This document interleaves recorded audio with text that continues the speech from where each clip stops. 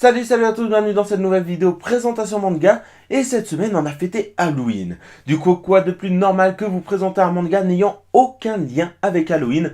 Et il s'agit du manga To Your Eternity de Yoshitoki Oima. To Your Eternity est un shonen d'aventure fantastique publié depuis 2016 au Japon chez Kodansha et qui compte 4 tomes à ce jour. Et puis c'est en 2017 que ce manga arrive en France publié chez Pika où il compte 3 tomes à ce jour. Un être immortel a été envoyé sur Terre. Il rencontre d'abord un loup, puis un jeune garçon vivant seul au milieu d'un paysage enneigé. Ainsi commence le voyage de l'immortel, un voyage fait d'expériences et de rencontres dans un monde implacable. Et du coup, qu'est-ce que j'ai pensé de To Your Eternity? C'est un excellent, même énorme manga.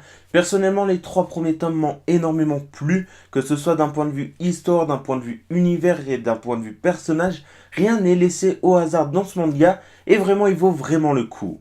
On commence comme d'habitude les points précis avec l'univers. Et vraiment, l'univers de To Your Eternity est excellent. Il est réaliste d'un côté, puisque voilà, il pourrait se dérouler dans notre monde, le manga, mais il y a un côté un peu science-fiction, ce qui fait que ça le rend très intéressant.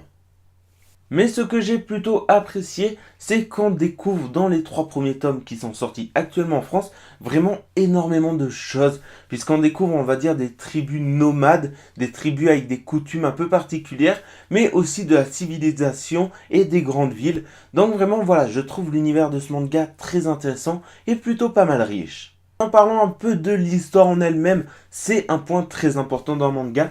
Et vraiment, je ne sais pas quoi en penser. Je la trouve excellente pourtant, mais je ne sais pas vraiment quoi en penser.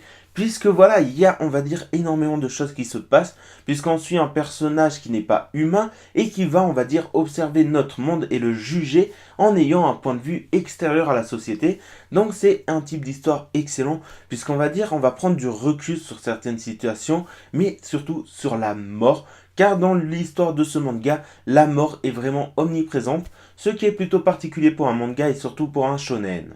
Pour parler maintenant un peu des personnages, il y a un personnage vraiment principal, il s'agit de Im, qui est en fait une entité un peu extraterrestre, même si je crois qu'elle est créée par une divinité. Et vraiment voilà, c'est une entité très particulière, puisqu'il peut prendre la forme qu'il veut. Donc au début, il prend la forme d'une pierre, d'une plante, d'un loup, d'un enfant, et de ce fil en aiguille, en fait, il va lui arriver plein d'aventures à ce personnage. Et voilà, vraiment, Im est un personnage très intéressant. Il y a pas mal de mystères autour qui sont vraiment très intéressants et qui vont être résolus, je pense, rapidement dans les prochains tomes et qui, en fait, créent l'histoire. Mais vraiment, voilà, c'est un personnage très intéressant, Im. Mais il y a aussi d'autres personnages qui sont les personnages donc secondaires. Et là, un conseil, ne vous attachez pas à eux. La mort est présente dans ce manga de façon récurrente. Donc vraiment voilà, les personnages on va dire secondaires ont une importance et un rôle un peu particulier. Puisque voilà, ils apparaissent dans le manga et repartent très rapidement.